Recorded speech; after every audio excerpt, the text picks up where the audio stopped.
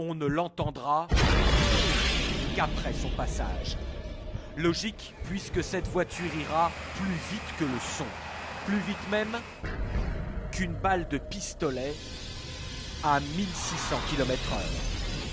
Tel est l'incroyable défi lancé par la voiture fusée. Impossible?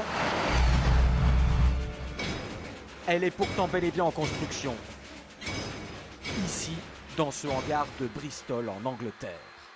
Une cinquantaine de techniciens et d'ingénieurs de haut niveau s'y affairent, utilisant les technologies du secteur aéronautique et spatial. Bien sûr, cette voiture ne servira jamais à aller faire ses courses et n'aura aucune utilité directe. Le but est de motiver la prochaine génération de Britanniques. Le Royaume-Uni était une grande puissance industrielle. Ici, à Bristol, autrefois, on construisait des navires.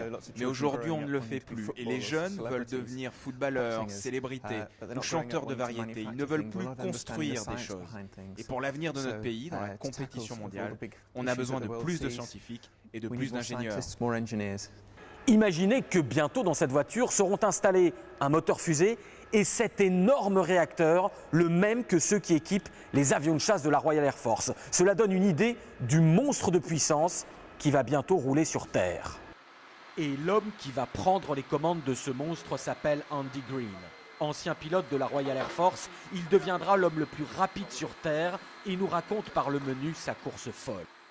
À basse vitesse, pour nous c'est 4 ou 500 à l'heure, ce sera presque de la conduite classique. À 6, 700, 800 km/h, des ondes de choc vont se former. Puis il y aura le bang lors du passage du mur du son vers 1200 km/h. Il fera très chaud dans mon cockpit et ce sera très, très bruyant. Les roues vont alors quitter le sol, ce sera un peu comme conduire sur de la glace, dur à contrôler. Puis enfin, 1500, 1600 km/h. La plus petite action sur le volant entraînera une réponse très violente du véhicule. Voilà, tout ça ce sera mon boulot. 2, 1. Les tests ont déjà débuté pour le moteur fusée, ils sont concluants même si aucune caméra ne résiste à son souffle. Et c'est en Afrique du Sud, dans ce désert ultra plat que sera tenté le record final. Les équipes y sont déjà à pied d'œuvre. Aujourd'hui, elles testent la retransmission vidéo de l'exploit. Comment suivre une voiture qui ira aussi vite? Réponse: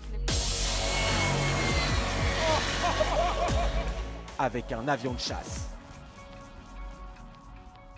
On veut pouvoir assurer une retransmission d'image en direct à 1600 km/h et communiquer aussi avec Andy aux commandes à cette vitesse-là. Il va falloir que ça se fasse dans des conditions de sécurité absolue. Et notre mission, c'est que tout se passe sans accroc.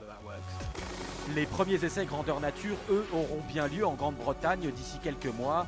La voiture fusée se contentera dans un premier temps d'un modeste 400 km/h sur un circuit.